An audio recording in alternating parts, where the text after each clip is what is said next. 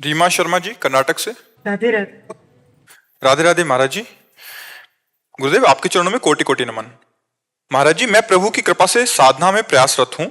नाम जप करते हुए जिह्वा, कंठ और हृदय में तो स्पंदन स्पष्ट प्रकट होता है, पर जब श्वास पर लाने का प्रयास करती हूँ तो ध्यान सांस पर ही लग जाता है, नाम से हट जाता है। गहरी सांस लेने या सांस को अंदर रोककर नाम लेना, इसके लिए मैं क्या प्रयास करूं महाराज जी? नहीं, नाम पर ध्यान रखिए, श्वास पर ध्यान रखिए। और नाम छूट जाए तो फायदा क्या हुआ? खास बात तो हमारा लक्ष्य है नाम अधिक से अधिक हम जपें। अगर हम श्वास पे ध्यान देते हैं तो ऐसे देते हैं, राधा राधा राधा राधा राधा राधा राधा राधा राधा राधा राधा राधा राधा राधा राधा राधा राधा। ऐसा श्वास पे ध्यान क्या कि नाम ही छूट जाए? नहीं, नाम श्वास दो बिलक चलत है, इनको भेद न मोको भावे, श्वास नाम नाम ही श्वासा, नाम श्वास को भेद मिटावे, तब रोम रोम और रग रग बोले, तब कुछ स्वाद नाम को पावे। ऐसी एकाग्रता तो मुझे समझ में नहीं आ रही जो आप कह रहे हैं कि हम श्वास पर ध्यान देते हैं तो नाम छूट जाता है। नहीं, हम श्वास पर नाम चलाने का ध्यान दे रहे हैं। हम श्वास तो आपके चलाए चल रही क्या? श्वास तो स्वाभाविक आ जा रही है। हम उसको थोड़ा लंबा खींच सकते हैं, उसे थोड़ा कम समय में जो श्वास हमारी निकल जाती है उसे हम थोड़ा लंबा समय लेते हैं। तो नाम के बल से ही तो लेते हैं कि हम 10 बार जहाँ नाम था वहाँ 12 बार नाम ले लिए, 15 बार। तो नाम छूट गया तो श्वास का मतलब क्या रहा? मेरा समस्या ये है, एक ही जगह पे रह जाता है, या तो श्वास पे आ जाता है या फिर नहीं, नाम पे। हम कह रहे हैं श्वास पर अभ्यास क्या? वो तो स्वाभाविक चल रही है, श्वास तो आपके चलाए नहीं चल रही। उसको जो हम लंबा खींचते हैं तो नाम के बल से ही तो खींचते हैं। अब ऐसे लंबा खींचने का मतलब क्या? अगर हम कुंभक भी करते हैं तो हम उसमें नाम जप करते हैं ना, फिर उसका मतलब क्या रहा? श्वास रोकने का मतलब क्या रहा? बहुत से ऐसे जीव जंतु हैं जो लंबी श्वास खींचकर जल में रहते हैं, क्या उनको भगवत प्राप्ति हो जाती है क्या? श्वास में नाम चलना अनिवार्य है। नाम अधिक चलना और श्वास को अधिक देर रोके रहना अब हमारा काम बना। श्वास को केवल रोके रहे तो बहुत से ऐसे जीव हैं, उनको भगवत प्राप्ति थोड़ी होती। मिट्टी में है, जल में है। हमारा लक्ष्य है नाम अधिक चलाना। जहाँ 5 नाम में श्वास खत्म हो जाती है वह हम 7 नाम में ले आए, 10 नाम में ले आए, 12 नाम में ले आए, तो हमारा प्राण संशोधन भी हो रहा है और अधिक से अधिक नाम जप कर रहे हैं तो हमारी एकाग्रता पुष्ट होती है। प्राण, मन और ब्रह्मचर्य तीनों का एक समावेश है। अगर हमारा प्राण संशोधन सूक्ष्म हुआ तो हमारी ब्रह्मचर्य में स्थिति होने लगेगी और मन हमारा संकल्प विकल्प रहित होने लगेगा। मन को अगर रोक पावे संकल्प विकल्प से तो प्राण सूक्ष्म होने लगेंगे और ब्रह्मचर्य में स्थिति आ जाएगी। अगर ब्रह्मचर्य को संभाल ले तो प्राण सूक्ष्म होने लगेंगे, मन शांत होने लगेगा। ये तीनों का कनेक्शन है। तीनों में से किसी एक को अगर संभाले तो तीनों संभल जाएंगे। तो सहज है, सरल है, भगवान का नाम बहुत करुणामय है। उसको हम श्वास में चलाना शुरू करें तो मन जो बार बार भागता है वो हमारी पकड़ में आ जाएगा। और मन को रोकने का तरीका है कि जहां मन भागे और आप जाने तो आप देखना फिर मन लौटालना नहीं पड़ता, वो तुरंत वहीं आ जाता है। तो जब जब भागे तो सावधान रहो, आप जान जाओ कि भागा तो ही वो आ जाएगा। अगर ऐसा नहीं समझ में आता तो जहां जहां मन जाए वहां से हटा हटा कर नाम में लगाओ और अधिक से अधिक नाम श्वास में। जैसे हम ऊपर खींच रहे हैं, नाम हम बढ़ाते चले जा रहे हैं। नहीं तो बस इसी समय पे मेरा ध्यान सांस पे नहीं, ये कमजोरी है कि मैं जिह्वा पे, कंठ पे, सब पे स्पंदन महसूस करती हूँ उस चीज का, मैं जी जी। कि हो रहा है मुझे। लेकिन जब श्वास के साथ में करने की कोशिश करती हूँ तो मैं जैसे ज्यादा देर रोक। अभ्यास की कमजोरी, अभ्यास की कमजोरी। अगर अभ्यास दृढ़ कर लिया जाए तो उस समय नाम जपना नहीं होता, उस समय नाम प्रकाशित होता है। क्योंकि प्राणवायु रुकी हुई है ना, और आप दर्शन कर रहे हैं। जैसे आप प्राणवायु रुकी हुई है और आप नाम का दर्शन कर रहे हैं, संख्या पर दृष्टि नहीं होती उस समय नाम के ध्यान की दृष्टि होती है। जब हम कुंभक करते हैं, प्राणवायु को रोकते हैं, तो उस समय चलाना नहीं होता, उस समय देखना होता है। नामाकार वृत्ति उस समय नाम में पूरी वृत्ति। और जब फिर छोड़ा तो फिर नाम लेते हुए, अब जब शुरू हो जाएगा, छोड़ने पर जब शुरू हो जाएगा, खींचने पर जब शुरू हो जाएगा, लेकिन कुंभक में ध्यान होगा। उस समय जप की प्रधानता नहीं होती, उस समय नाम के ध्यान की प्रधानता होती है। तो अभ्यास की कमी के कारण ऐसा हो सकता है। हम अभ्यास और दृढ़ करें तो परिपक्व हो जाएगा। ऋतिका जी, चेन्नई से। राधे राधे। महाराज जी इनका भी नाम के ऊपर था कि महाराज जी मेरा एक नाम पे ध्यान नहीं टिकता, वो मतलब अलग अलग नामों की चाह करता है, ऐसा इनका भाव। मन चंचल है तो कम से कम जगत में अनेक जगह न जाकर वो अनेक नामों में जाता है, तो हमारा साथ तो देने लगा। प्रभु के हमारे अनेक नाम हैं, राम कृष्ण हरि शिव जो भी नाम। तो अब हमारा थोड़ी देर राम में लगा, थोड़ी देर राधा में लगा, थोड़ी देर कृष्ण में लगा, थोड़ी देर शिव में, तो लगा तो सत्य में लगा ना। कम से कम असत्य में चंचलता पूर्वक जाना छोड़ रहा है ना, तो ये कोई नकारात्मक बात नहीं, ये सकारात्मक बात है, ये हमारे काम की बात है। धीरे धीरे हम पहले जगत चिंतन छुड़वा के नाम में लगावें, फिर नाम में भी जो गुरु प्रदत्त है या जो प्रिय है किसी एक नाम में उसको ले आवें धीरे धीरे। ये अभ्यास के अंतर्गत है, अभी उबना नहीं चाहिए। अभी उब जाएगा अगर एक जगह लगाओगी तो उसको हमको दौड़ा देना है। थोड़ी देर राम राम जपे, थोड़ी देर राधा राधा जपे, थोड़ी देर कृष्ण कृष्ण, थोड़ी देर शिव शिव जपे, तो वो है सतनाम, भगवान के नाम है ना, तो वो सतनाम में ही है। असत संसार का चिंतन छोड़ा, अब वो पवित्र होने, और जहां पवित्र होता है तो फिर प्रीति होने लगती है। फिर ऐसी प्रीति हो जाती कि रसना कटो जो अन रटो, निरख अन फुटो नयन, श्रवण फुटो जो अन सुनो, श्री राधा जसुबैन। फिर वो अन्य जाना भी नहीं चाहेगा, अभी और उसको पवित्रता की जरूरत है, तो इसे दौड़ाओ। जैसे भगवान के शास्त्र नाम है तो हम पाठ करते हैं ना, ऐसे ये 150 नाम अगर जपना चाहे तो हम इसे जपवाएंगे, क्योंकि ये संसार का चिंतन छोड़े पहले और प्रभु में जुड़े, तब मंगल हमारा शुरू हो जाएगा। तो हमको इससे उबना नहीं कि अरे 5 मिनट राम राम कहता है, 5 मिनट कृष्ण कृष्ण कहता है, ये तो ठीक नहीं। नहीं, ये ठीक है, बहुत ठीक है, क्योंकि वो संसार का जो चिंतन कर रहा था उससे हटकर प्रभु में तो लगा। प्रभु के अनंत नाम है, किसी भी नाम का उच्चारण जीव का परम मंगल कर देगा। भाव कुभाव अनक आलसहु, नाम जपत मंगल दिशि दसहु, नाम संकीर्तनम यस्य सर्व पाप प्रणाशनम, सारे पापों का नाश। कोई भी नाम, सब नाम सामर्थ्यशाली, सब नाम मेरे प्रभु के हैं, पर जब आगे चलकर प्रेम होगा तब फिर अन्य जबान से निकलना भी पसंद नहीं हो। यद्यपि मेरे ही प्रभु के रूप हैं, मेरे ही प्रभु के नाम हैं, पर सब अपरिचित हो जाते हैं। परिचय बस फिर एक में ही रह जाता है, जो गुरु प्रदत्त उपासना है, जो गुरु प्रदत्त इष्ट है, उन्हीं का नाम, उन्हीं का रूप, उन्हीं की लीला, उन्हीं का धाम, तब जाके वो प्रेम होता है। फैलने पे प्रेम नहीं होता, समिटने पे प्रेम होता है। प्रेम गलियति साकरी तामे दो न समाये, तो अभी कोई प्रेम थोड़ी हो गया है, अभी तो हम साधन पथ पे चल रहे हैं। जब प्रेम हो जाएगा तो फिर वो नाम जागृत स्वप्न सुसुप्ति स्फुरत में राधा पदाब्ज छटा, वैकुंठे नरके थवा मम गतिर नान्यास्तु राधाम बिना, नान्यास्तु राधाम बिला, मुझे कुछ नहीं बस राधा राधा राधा। वो प्रीति, अभी मन जो है जगत प्रीति से हटकर नाम में तो लग रहा है, तो प्रणाम है, नमस्कार है, धन्यवाद है कि कम से कम मन संसार से हटकर प्रभु के विविध नाम रूपों में लग रहा है, विविध नाम रूपों में। फिर वो तो प्रेम की बात आ जाती है कि मेरे तो गिरधर गोपाल दूसरो न कोई, जाके सिर मोर मुकुट मेरो पति। वो प्रीति की बात है, जब प्रीति आ गई तो ये अपने आप ठीक हो जाएगा। आप देख लेना, अभी आप चलो, बहुत सही है, बहुत सही, जैसे चल रहा है वैसे चलाओ, आगे चलकर खुद ये एक में अटक जाएगा, खुद अटक जाएगा। जगन्नाथ अरोड़ा जी। मैं यदि से कुमारी कहीं तो हमारी प्यारी जी की है। गुरुदेव आपके चरणों में कोटि कोटि प्रणाम। गुरुदेव सेवक जी महाराज के प्राकट उत्सव की हितमय मंगल में बधाई। गुरुदेव श्री सेवक जी महाराज जी ने सेवक वाणी के 3 प्रकरण में हित नाम प्रताप यश में कहा है कि प्रथम हृदय श्रद्धा जो करे, आचार जन जाई अनुसरे, जहां तहां हरिवंश के, रसकन की सेवा जब हुई प्रीति सहित बूझहूं सब कोई, कौन धर्म हरिवंश को, कौन सुरीति कौन आचरण, कौन सुकृत जही पावे शरण, क्यों हरिवंश कृपा करें, तब सब धर्म कहो समुझाई, संतत सकल सुनहु चितलाई, श्री हरिवंश प्रताप जस। महाराज जी इसमें सेवक जी महाराज जी कह रहे हैं कि श्री हरिवंश का धर्म क्या है, इसकी भजन की रीति क्या है, उनमें कौन कौन प्रकार के आचरण करने चाहिए आदि। महाराज जी इसमें क्या जानना चाहते हो आप? महाराज जी उसमें व्याख्या में लिखा हुआ था कि धर्म पे अपने गुरुदेव के मुख से एक बार इसका श्रवण जरूर करिएगा।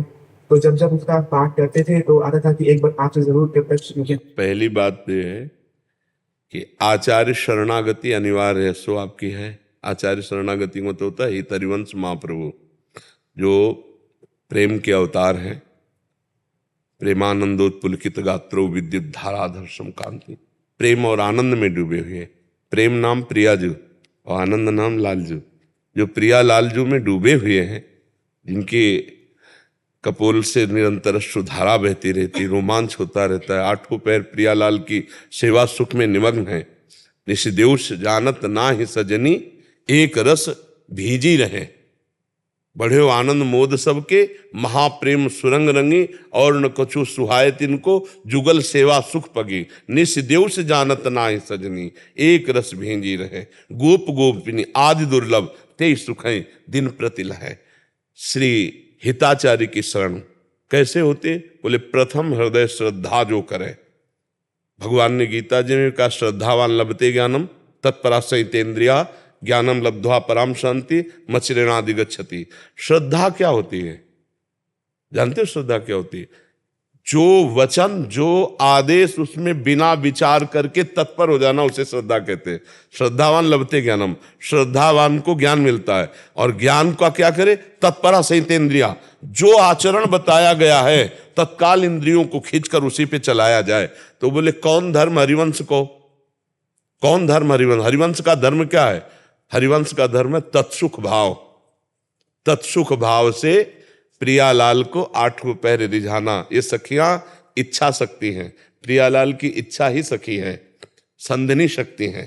प्रियालाल को मिलाना ही, प्रियालाल का सुखवर्धन करना, प्रियालाल को दुलार करना, यहाँ तक कि प्रियालाल ही उनके प्राण, जीवन, मन सब सर्वस्व है। तो अब हम व्यवहार में क्या करें?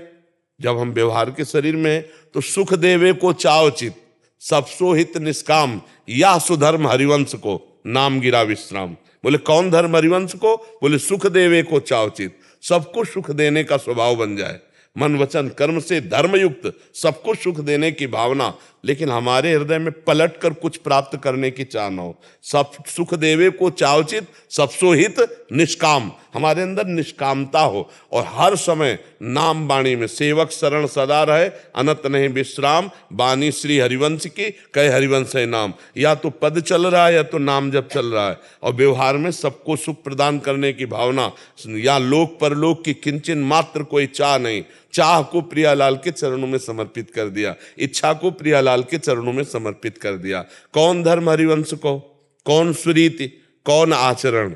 सेवक जी महाराज ने सब वर्णन किया है। सब जीवन सो प्रीति, रीत निवाहत आपनी, श्रवण कथन परतीति, यह जो कृपा हरिवंश की। हरिवंश कृपा से हरिवंश रस रीति जब जागृत होती है तो मुख वर्णत हरिवंश, चित्त नाम हरिवंश रति, मन सुमिरन हरिवंश, यह जो कृपा हरिवंश की। शत्रु मित्र समझानी, मानि मान अपमान सम, दुख सुख लाभ हानि, यह जो कृपा हरिवंश की। नित एक धर्मिन संग, एक धर्मिन संग, एक धर्मी इष्ट मिले और मन मिले, मिले भजन रस रीति, तहाँ निसंग होय मिलिए, तासो की जय प्रीति। नित एक धर्मिन संग, तो रंग बढ़त नित नित सरस, नित नित प्रेम अभंग, ये जो कृपा हरिवंश की। तब निर्खत नित्य विहार, पुलकित तन रोमावली, आनंद नयन सुधार, यह जो कृपा हरिवंश की। छिन छिन रुदन करंत, छिन गावत आनंद भरी, छिन छिन हार हसंत, यह जो कृपा हरिवंश की। छिन छिन विहरत संग, छिन छिन निर्खत प्रेम भरी, छिन जस कहा तभंग, यह जो कृपा हरिवंश की। त्रपित न मानत नयन, कुंजरंद अवलोकितन, यह सुख कहत बलेल, यह जो कृपा है। नेत्र कुंजरंधों में लगे पियालाल के प्रेम विलास का दर्शन कर रहे हैं। बोले ये हमारी रस रीति है। हमारी जो रस रीति है वो ये है, श्यामा श्याम के प्रति पूर्ण प्राण समर्पण, आठों पहर निरंतर नाम वाणी का चिंतन, ना किसी से शत्रुता, न मित्रता, न मान अपमान का बोध, न निंदा स्तुति का बोध, और रसिकों का संग। तो अपने आप हरिवंश धर्म, हरिवंश सुरीति, हरिवंश आचरण। किन आचरणों के कारण हमें प्रियालाल की कृपा प्राप्त होती? कौन सुधर्म, कौन सुरीति, कौन आचरण, किस प्रकार से हम शरणागति प्राप्त करें, ये सब प्राप्त हो जाता है जब रसिकों की सेवा जब होए और प्रीति सहित बूझो सबको। सेवा का तात्पर्य क्या है? पैर दबाना, कपड़ा धो देना, ये सब बाहरी बात है। आंतरिक बात है आज्ञा सम्न सुसाहिब सेवा, अपने गुरुदेव की आज्ञा पर चलने से। हमारा जो धर्म है वो दिमाग से नहीं समझा जाता है, वो दिल से समझा जाता है। ये प्रेम मार्ग है।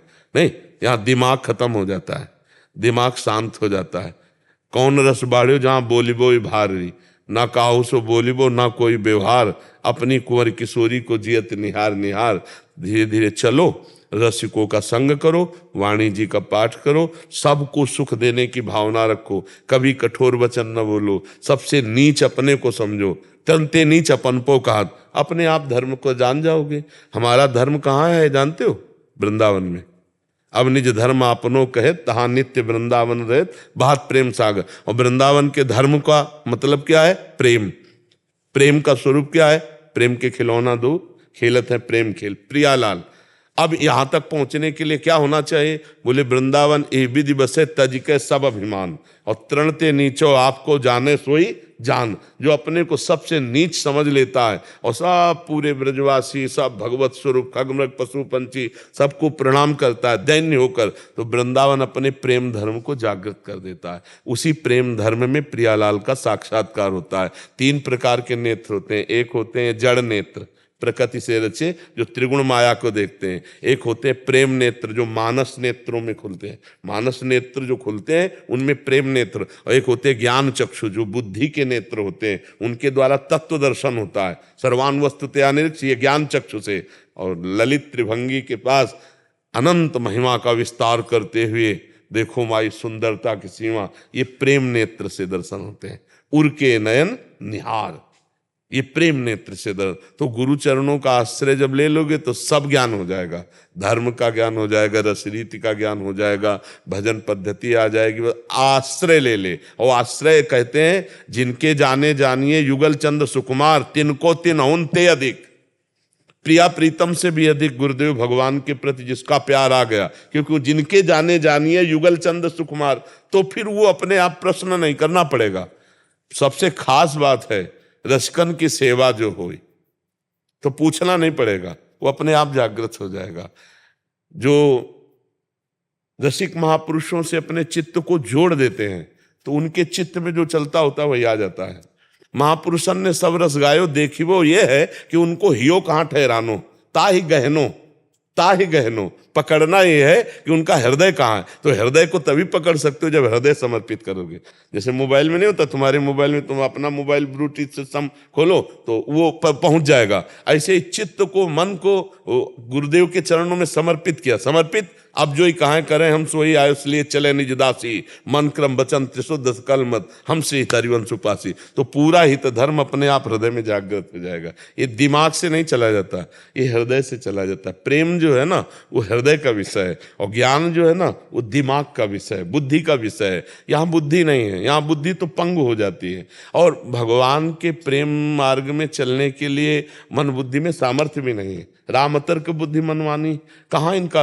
हाँ, ये कि हमारे प्रियालाल मन बुद्धि में आके बैठ जाए, प्रियालाल प्रेम स्वरूप, तो हमारे मन बुद्धि की पहुंच हो गई। नहीं, मन बुद्धि की पहुंच नहीं है तो जितना पढ़ाई लिखाई है वो सब अधूरी है। पूरी है कृपा। कृपा कैसे?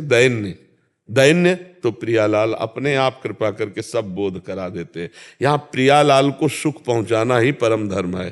प्रियालाल मैं मानकर संपूर्ण सृष्टि को सुख पहुंचाना ही परम धर्म है। सर्वान वस्तु तया निरीक्ष, महाप्रभु हरिवंश चंद्र जी कह रहे हैं, ये क्रूरापि पापिनो न च सताम संभाष्य दृश्यास्य सर्वान वस्तु तया निरीक्ष परम स्वाराध्य बुद्ध। सब में मेरे आराध्य देव विराजमान, चिद चिद लक्षणम सर्वम राधा कृष्णमयम जगत। और सबके आगे झुककर हम सबको मन वचन कर्म से सुख पहुंचाएं, सब में प्रभु की भावना करें, अपने आप ही धर्म जागृत हो जाएगा। वाणी जी का गायन, नाम जप, रसिकों की आज्ञा में चलना, वृंदावन की रज का सेवन, वृंदावन में सबसे नीच अपने को समझना, और आराध्य देव से बढ़कर के हमारे दिमाग में कुछ नहीं होना चाहिए। न रुपया, न पैसा, न समाज, न रिश्ता, न नाता। आराध्य देव के समान नहीं, आराध्य देव से बढ़कर नहीं, तो अभी प्रीति जागृत हो जाए। अभी आराध्य देव बहुत छोटी जगह में बैठे हैं। अगर रसेंद्री का विषय खान पान का कुछ अच्छा आ गया तो हम भूल गए प्रियालाल। अभी हमारे दिमाग में प्रभु नंबर 1 पे नहीं आए कि प्रभु से समान कोई नहीं तो प्रभु से बढ़कर कोई नहीं। तो फिर त्रिभुवन की राज्य लक्ष्मी देने पर भी आधे पल का वो भगवत विस्मरण नहीं करेगा। ये बात समझ लो। हाँ, हरिवंश नाम बिसरे न छिन, तो श्री हरिवंश सहाय बल। 8 पहर प्रभु से बढ़कर कुछ नहीं, हर समय प्रभु का सुमिरन, अभी हित धर्म जागृत हो जाएगा। ये रसिकों के संग के आधार पर है। आचार्य शरणागति, रसिकों का संग और नाम वाणी का गायन, सबकी सेवा, अपने आप भाव प्रियालाल दे देते रीझ कर। वैसे तो सब अंग गुणहीन होता को जतन न कोई, एक किशोरी कृपाते जो कछु होए सो होए। एक लाडली जू की, और वो कृपा हम पर हो गई क्योंकि हरिवंश चंद्र जू की शरणागति मिल गई, वृंदावन धाम मिल गया, रसिकों का संग मिल गया, नाम वाणी की महिमा सुनी। अब खूब चित्त इसी में नाम वाणी में जोड़ दो, सब धर्म जागृत हो जाएगा, जो भी भाव जो भी ज्ञान सब जागृत हो जाएगा। सेवक जी नाम के ही प्रभाव से सब कुछ जान गए ना, से गढ़ा में ही श्री हरिवंश श्री हरिवंश श्री हरिवंश। तो बस हरिवंश महाप्रभु का आदेश है राधा वल्लभ लाल को हृदय ध्यान मुख नाम, सेवक जी का आदेश है हरिवंश नाम बिसरे न चिन्ह, इसलिए अपने रसिक जन राधा वल्लभ श्री हरिवंश, राधा वल्लभ श्री हरिवंश आठों पैर जपते रहते। देखो स्वामी जी के यहाँ कुंज विहारी श्री हरिदास, कुंज विहारी श्री हरिदास, बिना आचार्य कृपा के, बिना इष्ट नाम के हृदय में क्या प्रकाशित हो जाएगा। तो पूरा धर्म प्रगट धर्म जैसे जानिए, श्री हरिवंश नाम जाइए, नाम सिद्ध पहचानिए। अगर नाम चल रहा है तो धर्म है, अपने आप जागृत हो जाएगा, प्रकाशित हो जाएगा। प्रियालाल का प्रेम धर्म बड़े बड़े तपस्वियों और ज्ञानियों के लिए भी संभाव्योपि विरंचि नारद शिवो स्वयं भुआद्य नया, ये तो अपने जैसे अधमों पर कृपा हो गई है, इसलिए ये मार्ग मिल गया। तो खूब नाम जप करो, वाणी जी का गायन करो, सबकी सेवा का भाव रखो, अपने को सबसे तृण से भी नीच समझो, तो बस ये कृपा हो जाएगी। ये बुद्धि में नहीं, ये हृदय में धर्म आ जाएगा, ये हृदय में धर्म। प्रगट धर्म जैसे जानिए, श्री हरिवंश नाम जाहिए, नाम सिद्धि पहचानिए। श्री हरिवंश नाम सब सिद्धि, सवै रसिक बिलसै नौ निध्य, और भुगतै देह न जाचहि, पूषण भरन न चिंत कराए, श्री हरिवंश विभव बिलसाए, श्री वृंदावन की माधुरी। समझ पा रहे हो बच्चा? खूब नाम जप करो, जितना नाम जप करोगे धर्म अपने आप प्रकाशित हो जाएगा। कर्नल जितेंद्र जसरोटिया जी। राधे राधे महाराज जी। महाराज जी, मैं सेना में अफसर हूँ और अपने माता पिता को चार धाम यात्रा पर अयोध्या, काशी और अब आपके पास लाया हूँ। महाराज जी, क्या कोई जीव हमेशा तुरिया पद में स्थित रह सकता है? उसका स्वरूप ही है वो। जो तुरीय अवस्था की बात कर रहे हो, वो तो स्वरूप ही, स्थित क्या रह सकता है, वो तो स्वरूप ही है। जागृत स्वप्न सुषुप्ति ये हमारा स्वरूप थोड़ी है, ये तो देह भाव के अंतर्गत है ना। जो तुरीय अवस्था है, ब्रह्माकार स्थिति, वो तो हमारी ही है, हमारा स्वरूप ही है। हमें कोई साधन से उसे थोड़ी प्राप्त करना है, वो तो सिद्ध वस्तु है।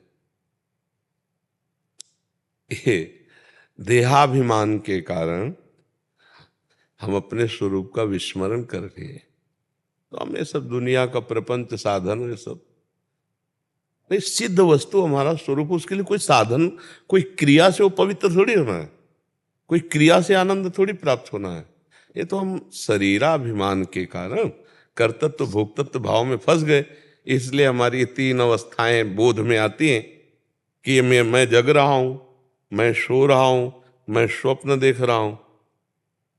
नहीं तो जैसे गाढ़ सुषुप्ति अज्ञान की अवस्था है ना, तमोगुण की, ऐसे ज्ञान की अवस्था में वो चैतन्य होता हुआ भी न सोचते न कांक्षते, न कोई सोच है न कोई चाह है, अखंड आनंद हमारा स्वरूप है। उसी स्वरूप में स्थित हुई तुरीय अवस्था को प्राप्त महापुरुष कहा जाता है। जो जागृत स्वप्न सुषुप्ति से परे है, वो अपना स्वरूप है।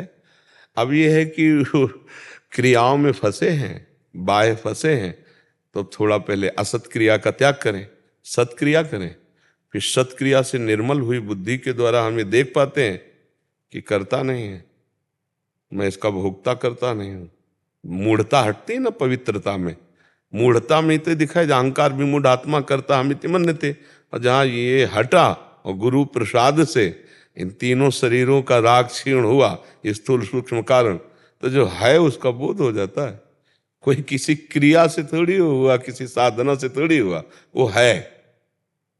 जितनी धामों में पवित्रता है, जितनी तीर्थों में पवित्रता है, जितनी शास्त्रों में पवित्रता है, वो सब आप में है।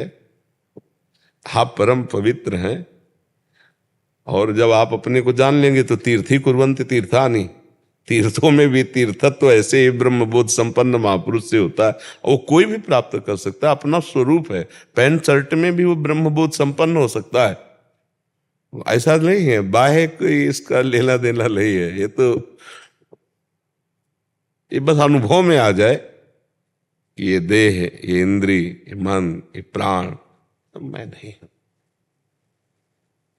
मेरा स्वरूप जो है अब मान लो बिल्कुल सरल भाषा में समझे तो चेतन अमल सहज सुख राशि, ईश्वर अंश जीव अविनाशी। तो अंश का मतलब होता है, एक चम्मच गंगा जल लो तो आप गंगा जल बोलोगे ना, और एक टैंकर लो तो गंगा जल बोलोगे, और पूरी धारा को ऐसे बोलो तो गंगा जल तो बोलोगे। तो जो पूर्ण का अंश है, और जिसे अंश भी कहा जाता है, वो भी पूर्ण है। पूर्णात् पूर्ण मुदच्यते, पूर्णस्य पूर्णमादाय पूर्णमेवावशिष्यते।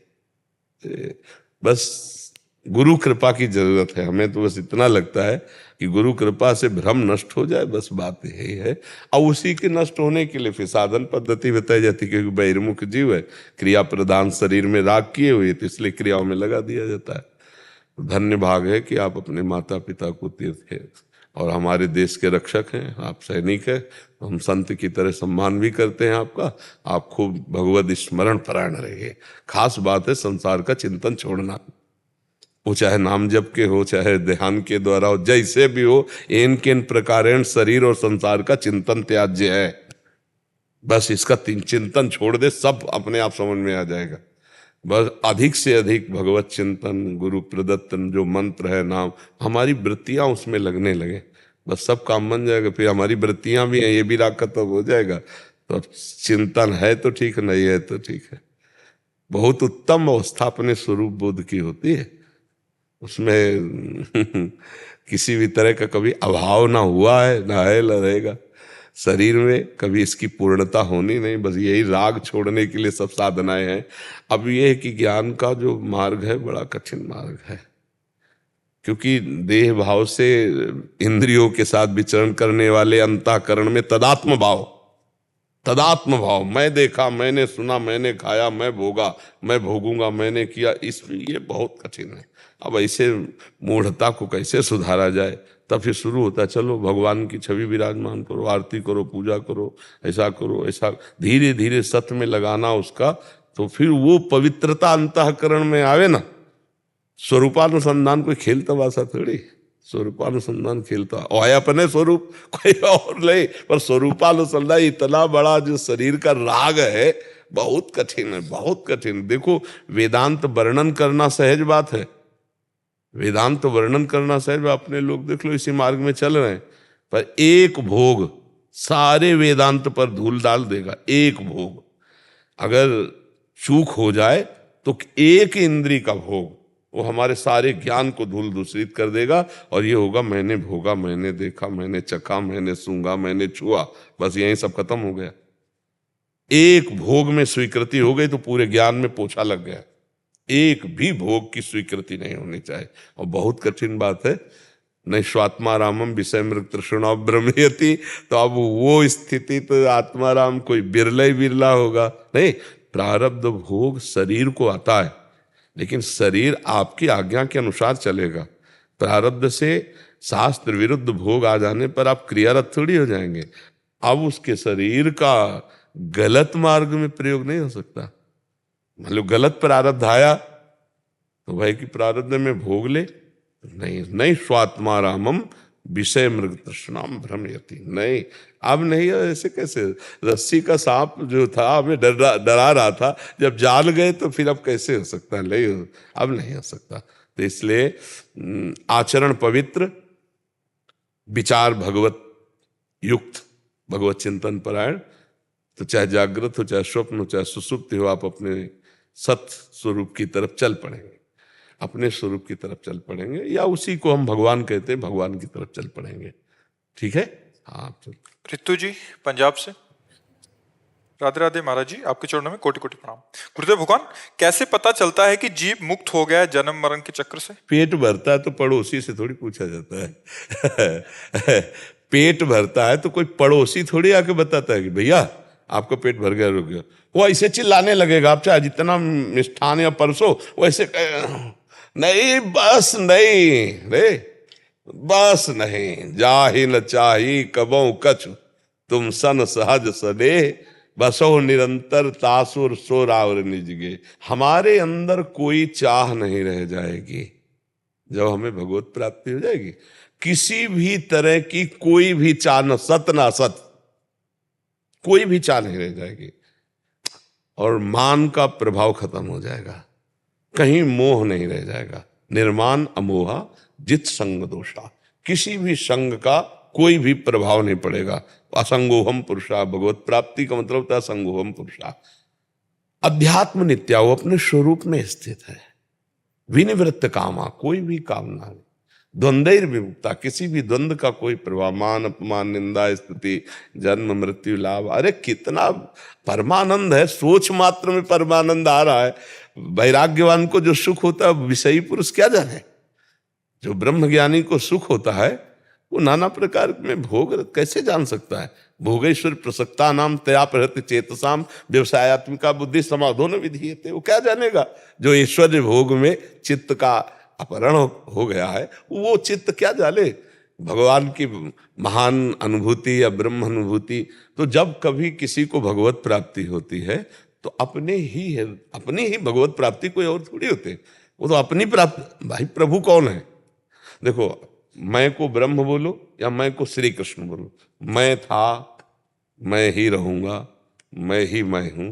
आप बोलो मैं ही मैं हूं, वही मैं है। अब उसे आगे कुछ भी लगाओगे, आप आगे कुछ भी लगाओगे फंस जाओगे। मैं है मैं, बस वो पहले मैं के आगे कुछ भी लगा दोगे फंस जाओगे। मैं ज्ञानी, फंस जाओगे। मैं पुरुष, फंस जाओगे।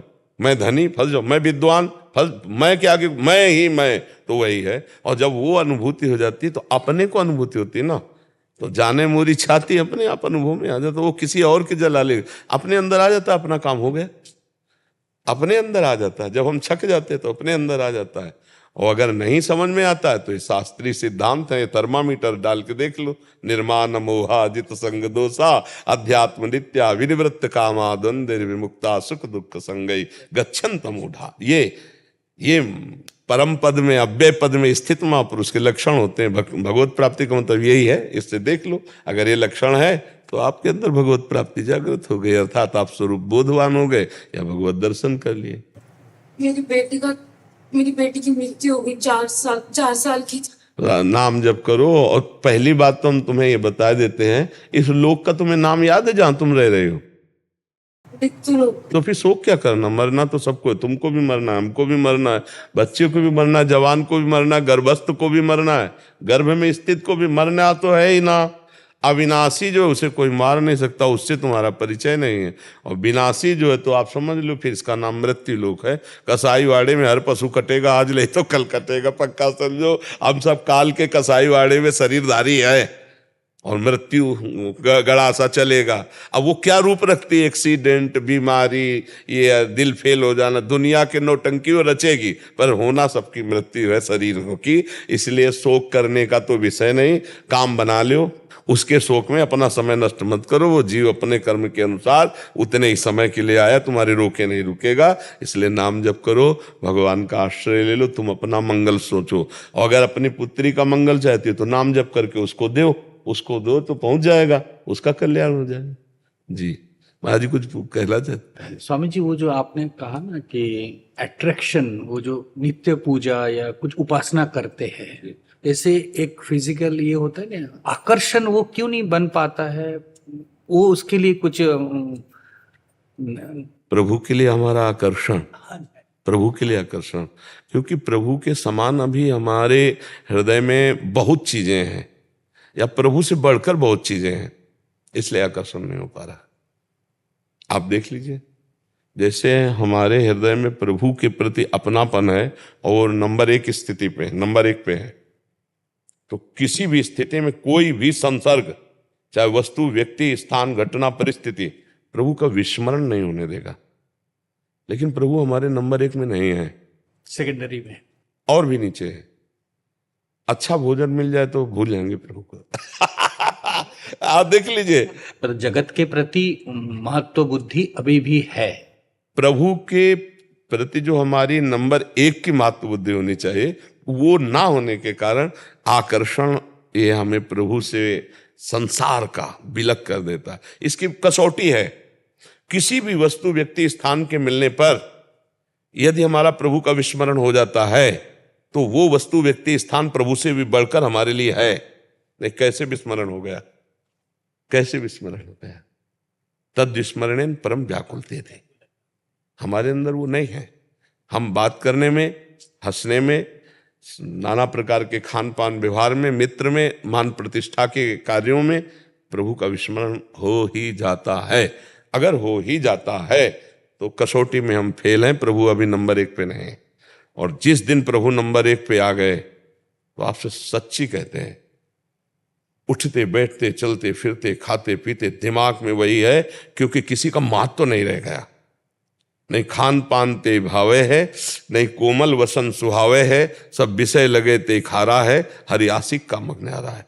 हम भगवत स्मरण पर महत्व उस कोटि का नहीं दे पा रहे जिस कोटि का चाहिए, इसीलिए आकर्षण नहीं हो रहा। नहीं तो सच्ची मानिए 1 सेकंड के लिए विस्मरण नहीं होगा। आपसे बात कर रहे हैं और हमारे दिमाग में राउंड राउंड मच रहा है, और हम आपके माइंड में घुस करके बात करने की कोशिश करेंगे, आपको उत्तर देने की कोशिश करेंगे, लेकिन हमारे सामने नाम छाया हुआ है। जो हमारा चिंतनीय विषय है वो आपके मस्तक में हम लिख रहे हैं बार बार। ऐसा नहीं कि हम आपको देख रहे हैं या आधा घंटा से हम बात कर रहे हैं तो हम अपने प्रभु से बिलग हैं। प्रभु की भी बात करते हुए भी हम एक क्षण भी प्रभु से अलग नहीं हैं, नहीं, एक क्षण भी नहीं। हमारा चल रहा है राधा नाम तुम्हारे मस्तक पे लिख रहे हैं, बार बार ऐसे देख रहे हैं, बार बार बात कर रहे हैं, हमारे मस्तक में घूम रहा है, हमारे चिंतन में घूम रहा है, बात भी कर रहे हैं। क्योंकि इससे बढ़कर हमारे जीवन का कोई भी अस्तित्व नहीं है, कोई भी महत्व नहीं है। तो वो चले, अभी महत्व अगर हट जाएगा तो फिर हट जाएगा, फिर कुछ और प्रिय लगेगा तो फिर अच्छा नहीं। सबसे पहले साधक को प्रभु को बहुत ऊंचाई पर बैठाना चाहिए कि प्रभु के समान कोई नहीं तो प्रभु से बढ़कर कोई नहीं। यहाँ प्रभु से बढ़कर बहुत चीजें अभी हैं, ये अंदर की बातें हैं। बाहर से कोई कह सकता प्रभु से बढ़कर कैसे हो सकती, प्रभु ने सब रचा है, दुनिया को बवाल बता सकता है। लेकिन ये अपने लोग साधक हैं तो अपने लोग थर्मामीटर आंतरिक डालते हैं कि आपको 5,000 रुपये मिले, आप 2 मिनट प्रभु को भूल गए ना, तो 5,000 रुपये से भी प्रभु की कीमत आपकी दृष्टि में कम है। कैसे भूल गए? एकादशी स्कंद में लिखा हुआ, त्रिभुवन की राजलक्ष्मी देने पर भी जो आधे पल के लिए प्रभु को ना भूले वो महाभागवत है। मतलब हमारी स्थिति कहाँ है? तो इस तरह से हम अपने को कसौटी पे कसते हैं कि हमारे लिए प्रिय वस्तु, पदार्थ, व्यक्ति, घटना, परिस्थिति या प्रभु। अगर प्रभु तो फिर कोई वस्तु, व्यक्ति, स्थान, परिस्थिति, घटना हमको क्षोभ या हर्ष नहीं प्रदान कर सकती। ये यंग लब्ध्वा चापरम लाभम मन्यते नाधिकम तदिश। वो हम उसको सहज भाषा में समझाते हैं कि भाई 1 नंबर पे ले आओ प्रभु को, नंबर 1 पे ले आओ प्रभु को। वो एक है, एक ही नंबर है उनका, पर वो आप अभी नंबर 1 पे नहीं आए। तो इसीलिए वो खुल करके ऐसे सहज में, जिसके हृदय में बात आ गई कि नाम भगवान का, इससे बढ़कर कोई लाभ नहीं, भगवत प्राप्ति से बढ़कर कोई लाभ नहीं। अब वो कैसे भूलेगा? कामी नारी प्यार जिम लोभी जिम प्रियदाम, वो 8 पैर सतत उसी का चिंतन करेगा। तो हम लोगों को एक चालबाजी फंसाती है मन की। चतुर वही है कि मन पहले भगवत प्राप्ति, बाद में तो सब हो ही जाएगा, पहले भगवत प्राप्ति।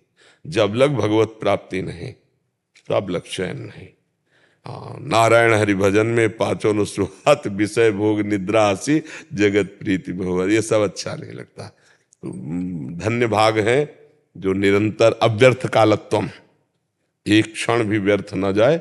हाँ, शांतिर अव्यर्थ कालत्वम, विरक्तिर मान शून्यता, आशा बंधा समुत्कंठा, नाम गाने सदा रुचि, आसक्तिस तद गुणाख्याने, प्रीतिस तद वसति स्थले। अपने आप अनुराग जागृत हो जाएगा। हम उस मार्ग में चले, भाई बिहारी जी के मार्ग में चलेंगे तो बिहारी जी मिलेंगे। अब चले ऐसी छठी करा तो बिहारी जी कभी नहीं मिलेंगे प्रगट में, हमें इधर जाना होगा। तो हमें दिशा चयन करनी है, हमें वही गति से चलना है जिसमें हमारे महापुरुष चले हैं, जिस रीति से, जिस श्रवण कथन मनन चिंतन, तो 8 पहर अपने प्रभु का, तो फिर प्रभु समा जाते हैं दिमाग में। वही बोलो, वही सुनो, वही चिंतन करो, तो वही नहीं आ जाएगा। अब थोड़ी देर तो चिंतन मनन एक नियमावली के अनुसार किया गया और कथा वार्ता किया गया मान सम्मान के लिए, तो फिर भोग विलासिता में बुद्धि फंस जाती, भगवान की प्रीता नहीं जागृत। और 8 पहर अगर भगवान में ही चित्त को जोड़ा जाए तो बहुत जल्दी भगवदानंद की अनुभूति हो जाए।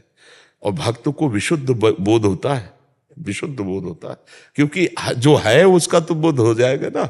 और ये भी आखिरी में चल के सेवक स्वामी भाव नहीं रहता। आखिरी जब आता है ना, बिल्कुल एकदम पूर्णता, तो उसमें ब्रह्म नहीं, माया नहीं, नहीं जीव नहीं काल, अपनी उसु दिना रही एक रहे हो नंदलाल। वो जैसे वो कहते हैं शिवोहम तो कृष्णोहम, हो मैं खो गया वही रह गया। सवाल हल होने पर एक ही बचना चाहिए, जब तक एक नहीं बचेगा सही सवाल नहीं है, कोई हासिल छूट गया आपका, एक बचना चाहिए। शेष पूरा सवाल हल होने पर, क्योंकि सवाल शुरू हुआ था एक से, एको हम बहुश्यामा, अब हमें बहुश्यामा से एको हम में आना ही है, तभी सवाल हल होगा, चाहे भक्ति से आओ, चाहे ज्ञान से आओ, चाहे जिस मार्ग से आओ। एक वासुदेवा स्वरमिति सामात्मा सुदुर्लभा एको ब्रह्म द्वितीयो नास्ति। देखो गोस्वामी जी आ गए, जड़ चेतन जग जीव जत सकल राम, सवाल हल हुआ, ले हल हुआ, एक आ गए। महाराज जी, मुझे इस संसार से भय लगता है। संसार में लोगों और जीवों की दुर्दशा देखकर मन दहल जाता है और मैं इस संसार में दोबारा नहीं आना चाहता। हे प्रभु, कृपा करके मुझे इस संसार समुद्र से निकालने का। वाहे गुरु की शरण में हो जाओ ना, वही संसार से पार करेंगे। और ये तो बड़ी कृपा है कि संसार से मन हटने लगे, नहीं संसारे में मन रमता है। गुरु वाणी का स्वाध्याय करो, और गुरु जो गुरुजन है उनके अक्षरशः आदेश से चलो, संसार से पार हो जाओगे।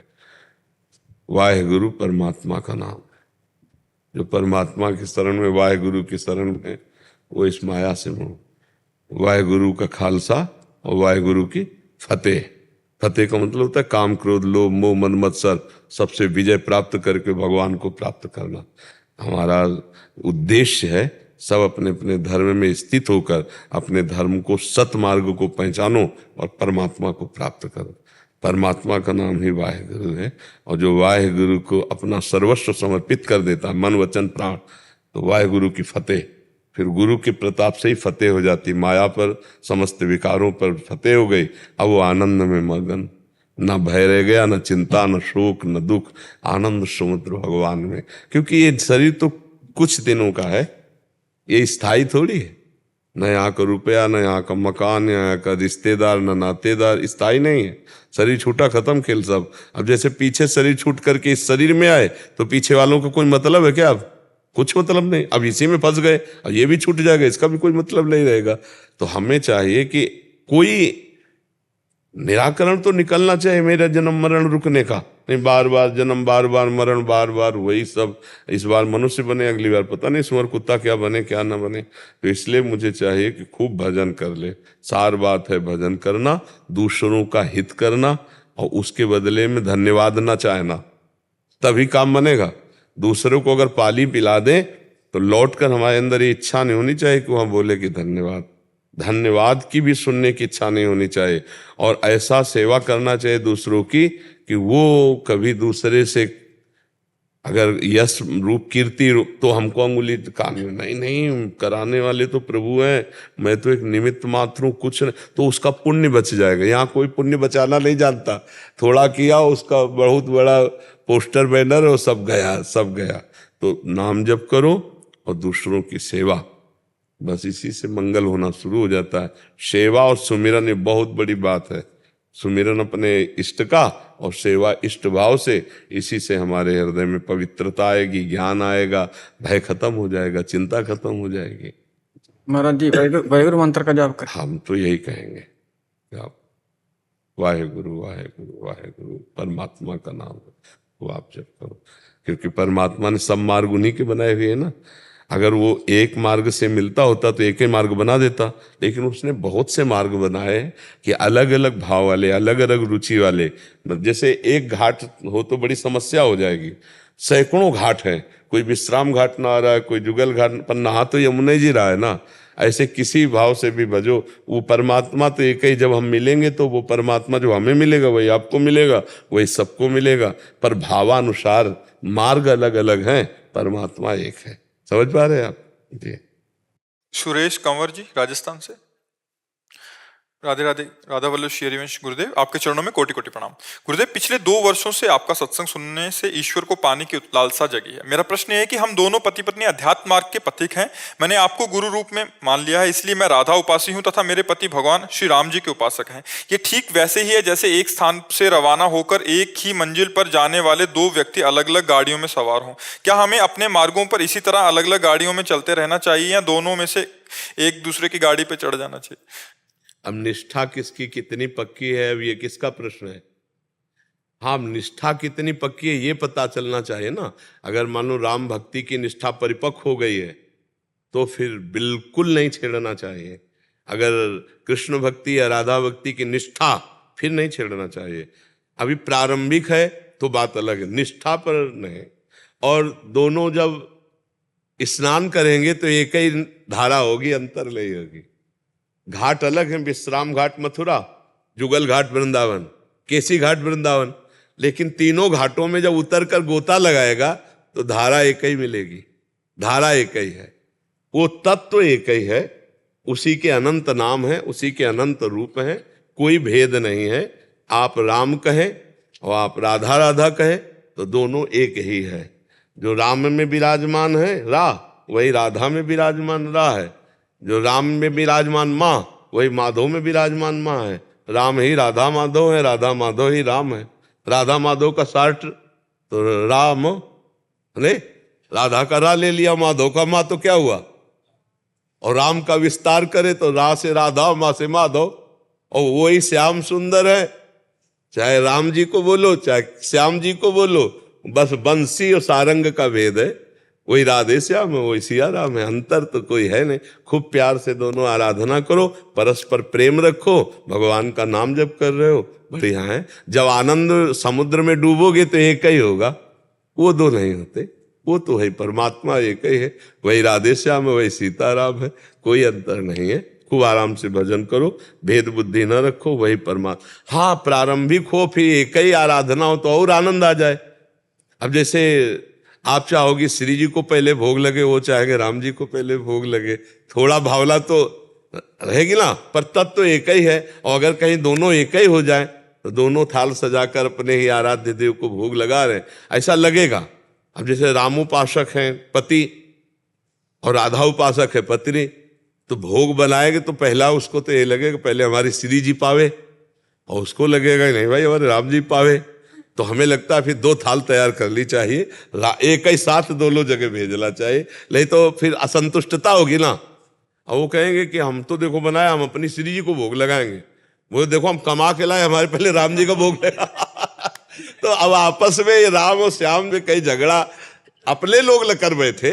बस इतना ध्यान रखना, दोनों की भावनाओं की पुष्टता हो कि 2 थाली में भोग है, आप राम जी को लगा दो, हम राधा जी को लगा रहे। अच्छा, दोनों तरफ से माल आएगा तो मिलेगा तो एक ही है, आप 2 थोड़ी हो। अर्धांगिनी का मतलब होता है बाम अंग, पति का मतलब दायां अंग। तो जब ऐसे करो तो फल तो एक ही आएगा ना, आनंद तो दोनों का आएगा। आप रबड़ी का भोग लगाओगे तो आपको पाने को मिलेगा, और आप सब्जी और रोटी को भोग लगाएंगे तो आपको पाने को मिलेगा, क्योंकि एक ही घर में तो है। पर अगर दोनों एक भाव के हो जाए तो और आनंद आ जाए। पर अगर निष्ठा बन चुकी राम जी की तो बिल्कुल नहीं छेड़ना चाहिए, क्योंकि निष्ठावान को जो दुख होता है फिर वो असहनीय होता है। जैसे होता है ना निष्ठा, अब राम जी से प्यार अंदर से जागृत हो चुका है तो जन्म जन्मों के न जाने कितने पुण्यों का फल हुआ है, अब नहीं तोड़ना। कोई गलत थोड़ी है जो, तो फिर पत्नी आप हो तो आपको सहयोग करना चाहिए राम उपासना में, कि आप खूब करो मैं आपका सहयोग करूंगी, पर हमारे हृदय में राधा किशोरी जी के प्रति जो प्रेम है मैं उसको भी नहीं छोड़ूंगी। पत्नी हूं, आपका सहयोग करूंगी, लेकिन हमारी जो आंतरिक उपासना है उस पर मैं भेद नहीं डालूंगी। ऐसे पति को सोचना चाहिए कि पत्नी हो तुम्हारा सहयोग करेंगे, पर हम अपनी उपासना में अपने, अगर दोनों दृढ़ हैं अपनी अपनी उपासना में तो, अगर प्रारंभिक है गुंजाइश है तो फिर एक ही में आ जाना चाहिए। अगर नहीं निष्ठा बन चुकी है तो फिर नहीं छेड़ेंगे, क्योंकि हमें पता है चाहे शरीर पूरा कर दिया जाए निष्ठा नहीं छोड़ी जा सकती। जैसे अब अपने लोगों का है तो गर्दन काट दो, स्वीकार, निष्ठा थोड़ी छोड़, नरक जाए स्वर्ग जाए इसकी कोई परवाह है। हाँ, प्रभु से संसार में प्यार करने वाले तो कुछ सोचते नहीं, वो हम प्रभु से प्यार किया हम सोचे अब प्रीति न काहू की कान विचारे, मार्ग अपमार्ग विथ मन को अनुसरत निवारे। ज्यो सरिता सावन जल उमगत, सन्मुख सिंधु सिधारे। जब भगवत प्रेम की बाढ़, तो जैसे यमुना जी बाढ़ती सावन में तो किसी के रोके रुकती, समुद्र की तरफ जा, ऐसे मन प्रभु की तरफ भाग पड़ता है। ये कितने गर्व की बात है कि जब हमारा हृदय कहे हम राम जी के हैं, हमारा हृदय कहे हम श्याम जी के हैं, हमारा हृदय कहे हम राधा जी के हैं, कितने गर्व की बात है। नहीं तो माया में समय सब नष्ट हो रहा है। ये तो पवित्र हृदय है जिनके हृदय में गर्व होता है। अस अभिमान जाय जन भूरे, मैं सेवक रघुपति पति मोरे। तो ये दोनों आनंद की बात है। खूब आनंद करो, झगड़ा मत करना। बस भक्ति में झगड़ा नहीं होना चाहिए। ले घनश्याम जी। राधे राधे। महाराज जी, मैंने 1-1.5 साल पहले ब्रह्मचर्य के बारे में प्रश्न पूछा था। आपके उत्तर ने मुझे बहुत प्रेरणा मिली। आपकी आज्ञा से मैं रोज वो उत्तर सुनता हूँ और पालन करने का प्रयास करता हूँ। इस उत्तर में आपने कहा था कि मन विषयाकार हो जाता है। 5 इंद्रियों के द्वारा भोगों में प्रवृत्त होने में ये मन का स्वभाव है। उस स्वभाव को जो रोक सकता है वही ब्रह्मचारी है। महाराज जी, मन की ये विषयाकार वृत्ति क्या होती है और इसको कैसे रोका जा सकता है? जैसे आपने जो देखा है इस अवस्था में, जो सुना है भोग संबंधी बातें, कुछ तो दिमाग में है ही ना। और पूर्व संस्कार में हम अन्य शरीरों में रहे तो हमारे संसर्ग संस्कार बने हुए हैं काम के। अब जैसे उनको जागृत करना है काम के, तो कोई मित्र आपको बताया काम संबंधी कोई बात, या मोबाइल में आपने देख ली, या कोई ऐसी बाहरी क्रियाएं देख ली, अब वो आपके काम अंदर संस्कार को जागृत करेंगे। तो अब आपके मन में वही चिंतन होगा, मैं इसे कैसे भोगूं, कैसे इस सुख को प्राप्त करूं।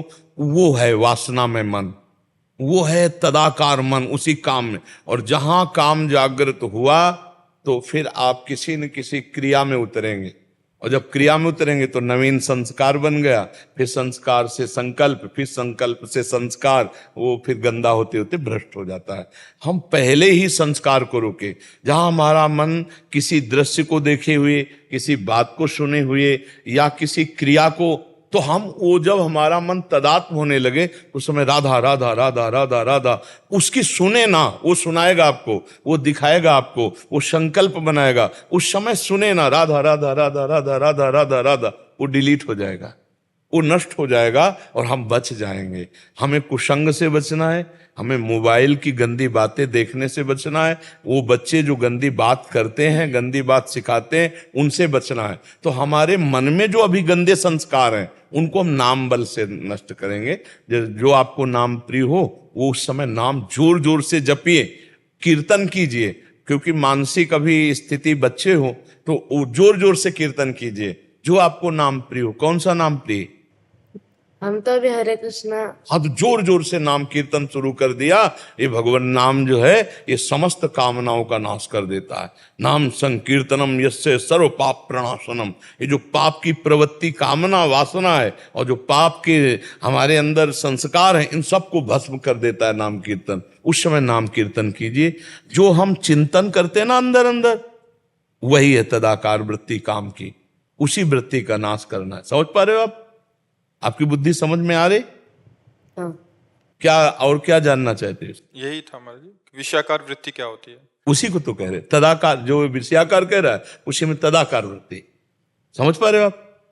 और कभी ऐसे कुछ चीजें देखता हूँ मैं तो लगता है, मतलब जैसे कोई छोटा सा फैन है तो उसे और अच्छा कर देने के लिए। मैंने इसने खिलौने की दुकान में फैन देखा, उसको लगा कि वो इलेक्ट्रिक बनाऊं मैं, मोटर निकाल के उसे और आविष्कार और नया नया कुछ बनाऊं, तो उसी में मन लगा रहता है। माँ मुझे बोलता है कि वो ले लो, तो वो विषयाकार वृत्ति नहीं, वो कोई बात नहीं। उसमें देखना है कि भगवान इसमें कौन सी गुणवृत्ति प्रकट करते हैं इस शरीर में, जिससे जगत की सेवा कराएंगे।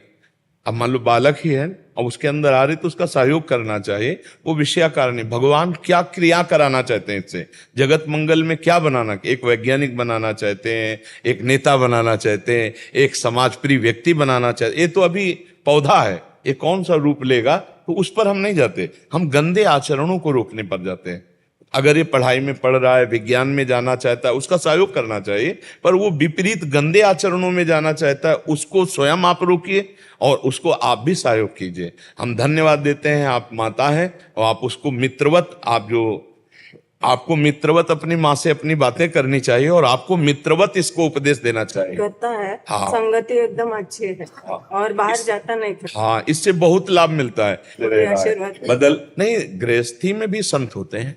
अगर आप इस वेश में भी रहो, अच्छे आचरण करो, समाज प्रिय व्यक्ति बनो, ये भी तो अच्छी बात है ना। जरूरी थोड़ी कि भेष धरने से ही हम संत हो जाएं। संत लक्षण होते हैं। तो आप अपनी माँ से शेयर करते रहो, जो आपके अंदर कोई भी स्फुरणा हो, और आप मित्रवत सुनकर, डांटने की जरूरत नहीं, उसे समझाने की जरूरत है। आज यही हो रहा है, माता पिता अपने बच्चों को समय नहीं दे पा रहे और बच्चे इतने भयभीत होते हैं कि माता पिता से अपनी बातें शेयर नहीं कर पाते। ये अवस्था होती है बनने और बिगड़ने की। माता पिता को चाहिए कि अपने बच्चों को बैठाल कर दोस्त की तरह, और कैसे, क्या तुम्हारी दिनचर्या चल रही, कोई तुम्हारा ऐसा गंदा चैप्टर तो नहीं है, और डरना मत, हम हर क्षेत्र में तुम्हारा सहयोग करेंगे। तब वो बालक खुलकर, अब कुछ बालक ऐसे हैं जिनसे गलतियां हो जाती हैं तो माँ से बता नहीं सकते माता पिता से, बाहर उनको ब्लैकमेल किया जाता है और वो फिर परास्त होकर के अपने शरीर की हानि सोचते हैं। तो हमें लगता है हर माता पिता भाई बहन को ऐसा व्यवहार रखना चाहिए जिससे हम खुलकर एक दूसरे से बात करके अपने निज जनों को बचा सकें, अपने निज जनों को उत्साह दे सके, अपने निज जनों को जो लोग ब्लैकमेल करते हैं हम उनसे बचने का उपाय सोच सके। छोटे छोटे बच्चे, छोटी छोटी बच्चियां ऐसी परिस्थितियों में फंस जाती हैं और जरा इधर उधर हो गया, अब जिनसे इधर उधर हुआ वो उनको सता रहे हैं और वो अपने घर में नहीं कह सकती। तो मुझे लगता है कि माता पिता को खुलकर अपने बच्चों से मित्रवत व्यवहार करते हुए उनके जीवन को उज्जवल बनाने के लिए उनकी कमियों को ढूंढे और उनके सामने रखकर उनको दूर करें, मित्रवत मिलकर दूर करें। अच्छे बच्चे हो, आगे बढ़ो। माता जी आपका पिछले साल सुना था ना, तब से बहुत ही प्रेरणा हो गई। बहुत सुंदर। चल, थोड़ा व्यायाम करते हो? हाँ, 1 घंटा वगैरह योग करता है। और दौड़? हाँ, दौड़ अभी करूँगा। दंड वैसे वगैरह लगा? दंड, व्यायाम और प्राणायाम। हाँ बिल्कुल ठीक है। 1-2 किलोमीटर दौड़ भी लगाया करो, ठीक है। सात्विक भोजन करो। आगे चलकर आप खुद देख लेना कैसा आपके अंदर स्मृति जागृत होती है, कैसा विवेक जागृत होता है। बहुत सुंदर। ब्रह्मचर्य परम तप है। नमक मसाला नहीं खाता है? हाँ ठीक है, थोड़ा तो खाना चाहिए, नमक की भी जरूरत शरीर में है। थोड़ा नमक मतलब इतना मसाला मत खाओ तमोगुणी हो जाए, पर थोड़ी जरूरत है। जैसे हल्दी की भी जरूरत है, एंटीबायोटिक होती है, जीरा की भी जरूरत है, नमक की भी जरूरत, कुछ हमारे शरीर को आवश्यक है। उन ऐसा ना करे कि मतलब हम कमजोर हो जाएं, नहीं, हम राष्ट्र सेवा लायक रहें, समाज सेवा लायक, अच्छा सात्विक भोजन करें, बलवान बने और गलत आचरणों से बचें, ठीक है। राधा राधा राधा राधा राधा राधा राधा राधा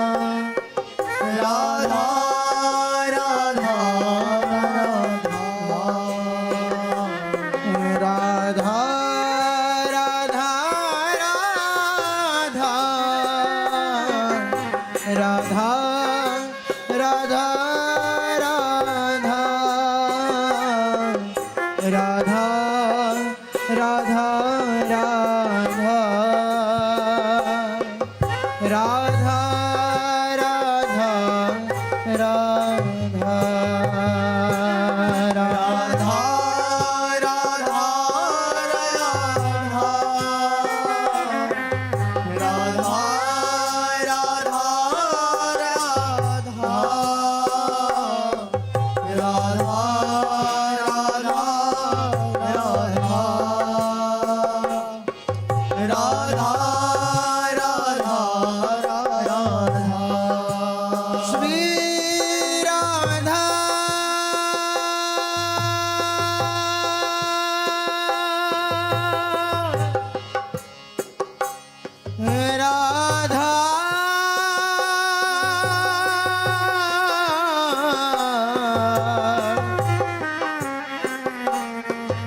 राधा